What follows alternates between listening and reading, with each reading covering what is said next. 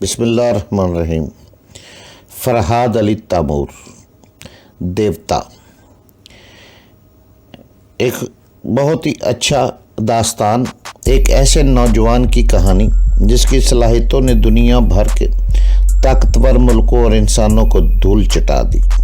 اپنے ملک کی بقا کے لیے پوری دنیا سے لڑ گیا، جہاں گیا اپنے نام کا سکہ جمایا۔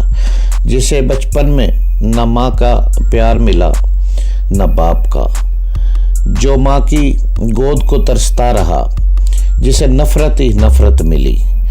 تو جناب اس کی طرف چلنے سے پہلے آپ پلیز چینل کو سبسکرائب کریں، لائک اور شیئر کریں تاکہ ہر آنے والی قسط آپ کو فوری مل سکے۔ دیوتا فرحاد علی تیمور، قسط نمبر 9696۔ وہ دونوں کھانے کے دوران گفتگو کرتے رہے۔ مجھے اس کی گفتگو سے کوئی دلچسپی نہیں تھی کیونکہ میں نے اپنے گھر والوں کو پہلے ہی وہاں سے ہٹا دیا تھا۔ میں مسلسل اس کے ذہن میں جان کر یہ معلوم کرنا چاہتا تھا کہ ماسٹر یوشے کو میرا نام اور لاہور کا پتہ کیسے معلوم ہوا۔ بیل منڈو سے رابطہ قائم رکھنے کی خاطر میں اپنے کیبن سے باہر نہیں نکل سکا، اور 2:55 کے بعد جب میں لاہور جانے والے طیارے میں پہنچ کر آرام سے بیٹھ گیا تو ماسٹر یوشے نے اس کے دماغ پر دستک دی۔ ہیلو بیل منڈو، اس وقت تم کہاں اور کیا کر رہے ہو؟ بیل منڈو کی سوچ نے کہا، اس وقت میں طیارے میں ہوں اور تمہارے شیطانی حکم کی تعمیل کے لیے لاہور جا رہا ہوں۔ میری روما میرے ساتھ بیٹھی ہوئی ہے۔ میں ایک بار پھر تم سے کہتا ہوں کہ تم سے سخت نفرت ہے۔ اگر زندگی کے کسی موڑ پر تم میرے ہتھے چڑھ گئے تو میں تمہیں ایسی عزیزیں دے کر ماروں گا کہ دیکھنے والے تڑپیں گے، لرزیں گے۔ ماسٹر یوشے کے ہنسنے کی آواز سنائی دی۔ بیل منڈو، میں جنہیں اپنا غلام بناتا ہوں وہ پہلے اسی طرح جھنجھلا کر چیلنج کرتے ہیں۔ فرحاد کی ذہانت اور چالاکیاں بتا رہی ہیں کہ وہ بھی تمہاری طرح ایک انمول ہیرا ہے۔ ایک دن وہ بھی تمہاری طرح میرا اعلیٰ بن جائے گا۔ اس کی باتیں سن کر میں نے سوچا کہ بیل منڈو کی سوچ کے ذریعے میں یہ معلوم کروں کہ ماسٹر یوشے کو میرا نام و پتہ کیسے معلوم ہو گیا، لیکن جلد بازی میرے لیے مصیبتیں کھڑی کر سکتی تھی۔ مجھے بیل منڈو کے ذریعے کچھ نہیں کہنا چاہیے تھا، ورنہ وہ نادیدہ شیطان اپنی کسی شخص کے ذریعے مجھ تک پہنچ جاتا۔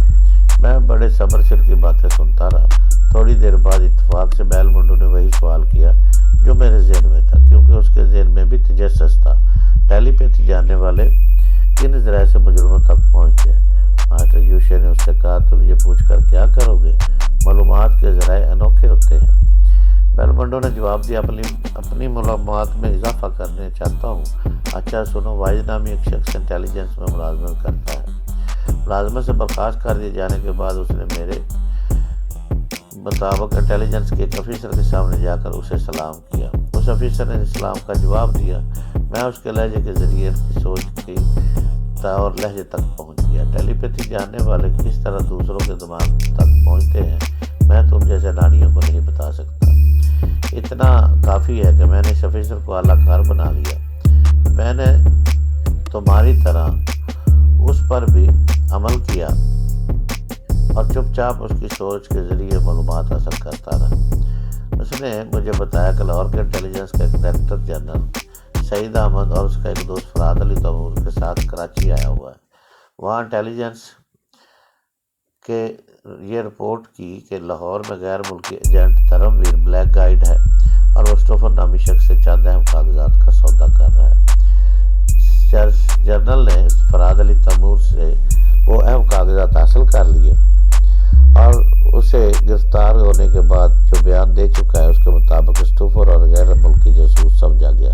ڈاکٹر جنرل فرحاد علی کرسٹوفر کے جال پھینکنے کے لیے کراچی پہنچ گئے۔ میں نے اس آفیسر کی سوچ کے ذریعے اس سے اس بات پر راضی کیا کہ وہ ڈائریکٹر جنرل سعید احمد سے بات کرے۔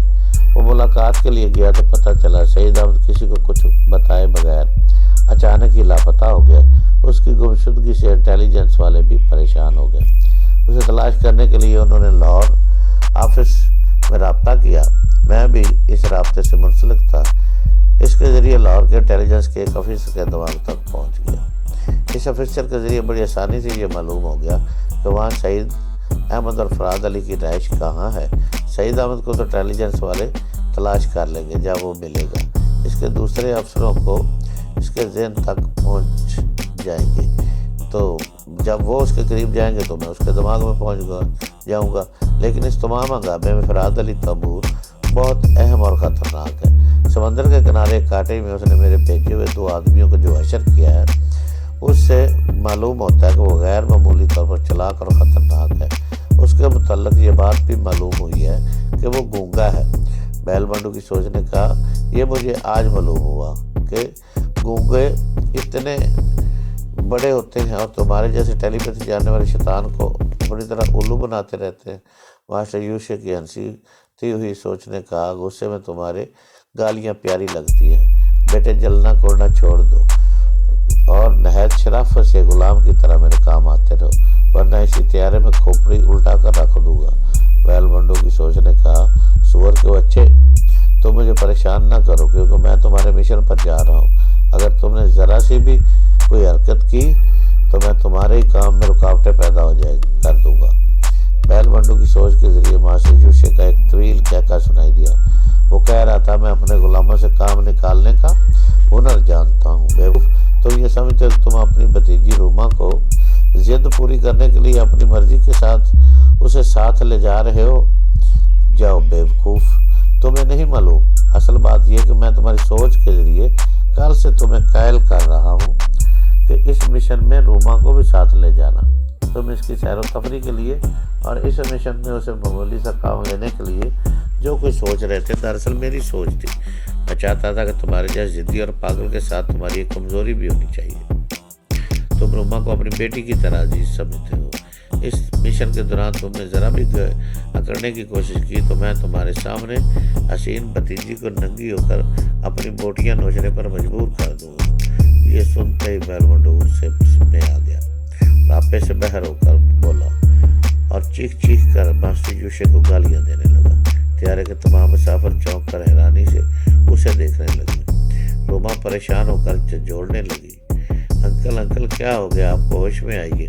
اس کے سمجھانے کے دوران روسٹر داس کے قریب آ گئے۔ اس وقت بیل بنڈو ہوش میں آ گیا تھا۔ وہ ماسٹر یوشے کے سامنے نہیں، طیارے میں بیٹھا ہوا تھا۔ دونوں ہاتھوں سے سر کو تھام لیا۔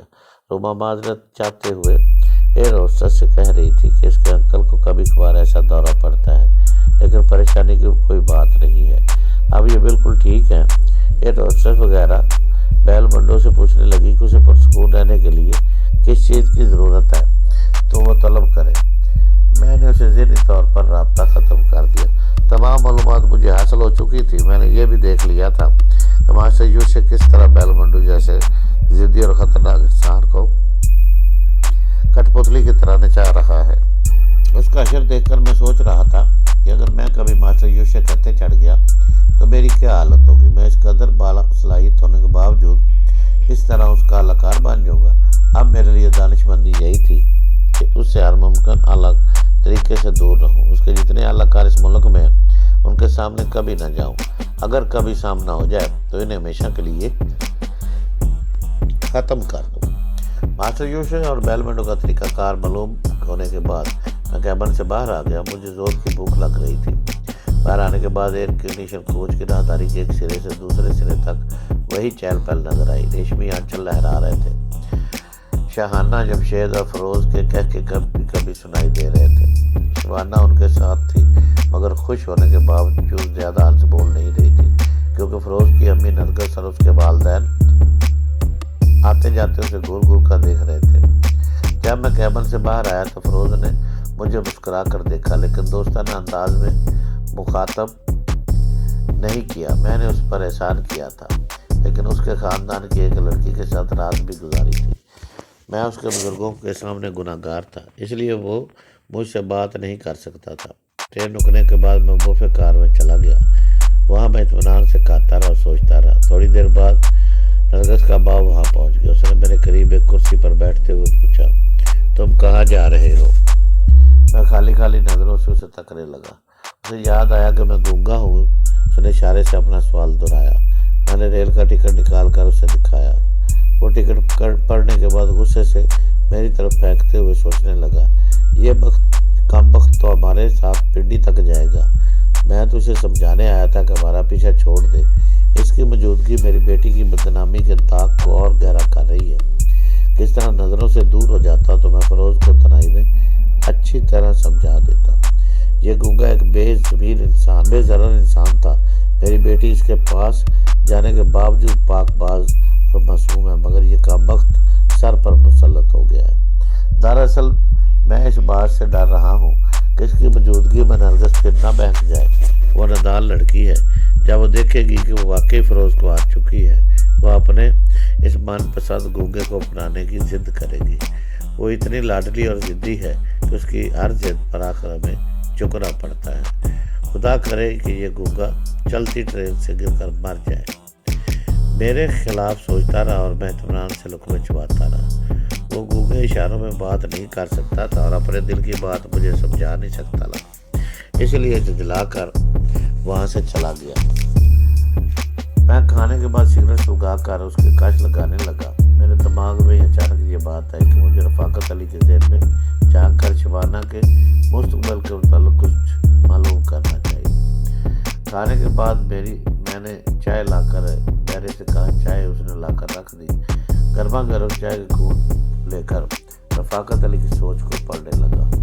और फरोज़ दूसरी शादी करने के लिए राज़ी हो जाएगा, तुम नरगिस को अपनी बहू बना लेना। बेगम ने चिढ़कर कहा, मेरी बाजी किसी पर सौकन नहीं जाएगी।